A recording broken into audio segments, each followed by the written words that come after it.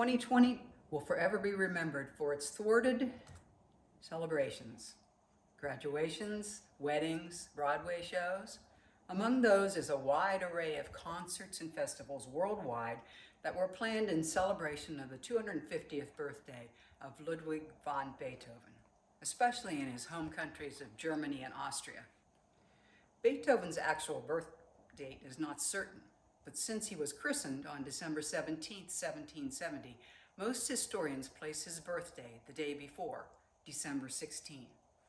By the way, while many events planned had to be canceled, many more have been moved to a later date or reimagined and can be enjoyed virtually. We thought we would do our own virtual celebration here in the Lisbon Music Study Club's monthly Gazette. I'm not sure that I'm the one to do it, however, since I only got one correct answer from the 13 questions about Beethoven posed in our October edition. But I've done some reading and asked some friends for help, so here goes. Beethoven grew up in Bonn, Germany. His grandfather and father were respected musicians and recognized the musical talent of young Ludwig and promoted his extensive musical education. He learned to play piano, organ, and violin, and made his first public appearance on the piano at the age of 7. At this time, the young student was already composing his first piano pieces. At the age of 16, he went on a study trip to Vienna, more than 500 miles from Bonn, to study composition with the famous Wolfgang Mozart. However, his plan failed and he had to return home. At age 22, he moved to Vienna, where he would remain until his death. Name this tune.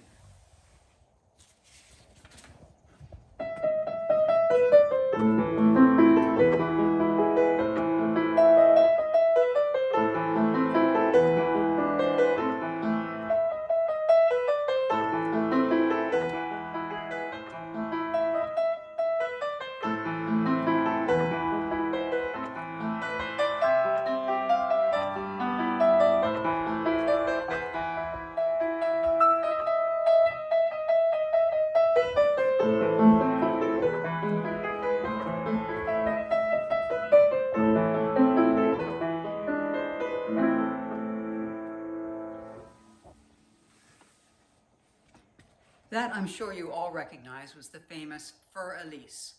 Beethoven never got married. Some say that he wrote this piece for the German opera singer Elisabeth Rockel.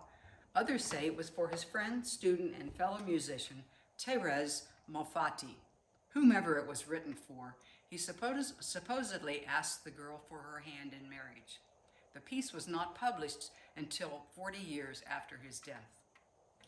At the age of 28, the first symptoms of hearing loss appeared, and the cheerful composer turned into a grouchy and ill-tempered man. Despite his deafness, Beethoven was extremely productive. He wrote 9 symphonies, 32 piano sonatas, string quartets, and 1 opera, Fidelio. He wrote more than 240 works in all. His music bridged the classical and romantic periods, the formal, short melodic lines of Mozart and Haydn with the lush, longer melodic lines of Brahms and Tchaikovsky. He wrote a choral line into his famous Symphony No. 9, something that had never been done before.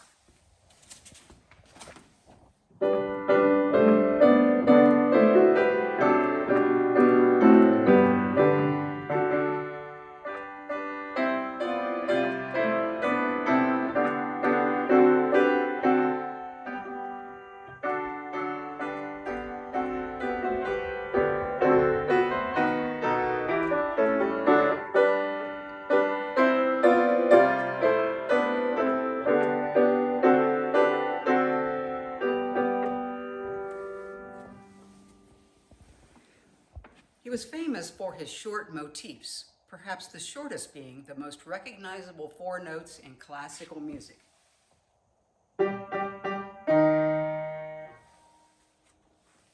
This, of course, is the beginning of the first movement of Symphony No. 5 in C minor. Quote, "Thus fate throbs to the gate," Beethoven was said to have said about this opening sequence. Arlene and Peggy have worked up a movement from Beethoven's Piano Sonata in D for piano, 4 hands. If you are able to hear this, listen for a similar four-note motif throughout. One of my favorite symphonies is his number 7.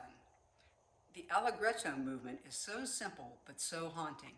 Beethoven called this symphony his, quote, most excellent symphony.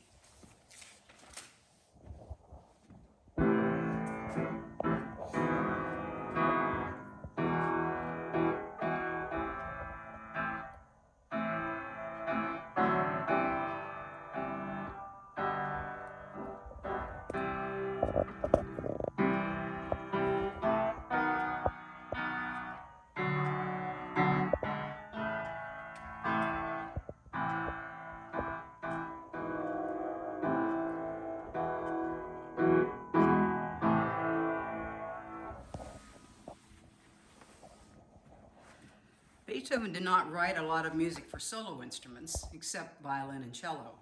His flute sonata in B-flat was an exception, and it wasn't discovered until after the composer's death. Mary Ann has prepared a rendition of the Largo movement from this sonata. Beethoven died on March 26, 1827. 20,000 people attended his funeral, and his grave is in Vienna's Central Cemetery. I can say that I have seen it. I'd like to close with just an excerpt of my favorite Beethoven piece. It was the introductory theme for a famous radio show on public radio in years past. I've forgotten the show's name, but if you know it, submit it to Candy for next month's newsletter. Here's part of Piano Sonata number 8, the Pathétique.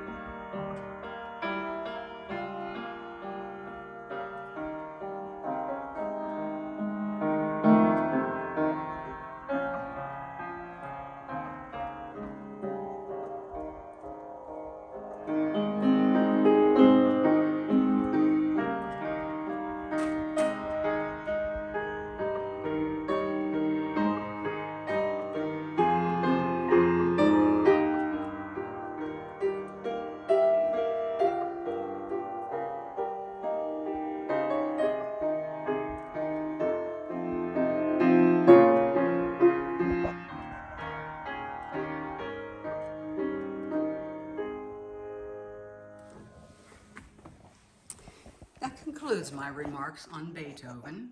Thank you for tuning in.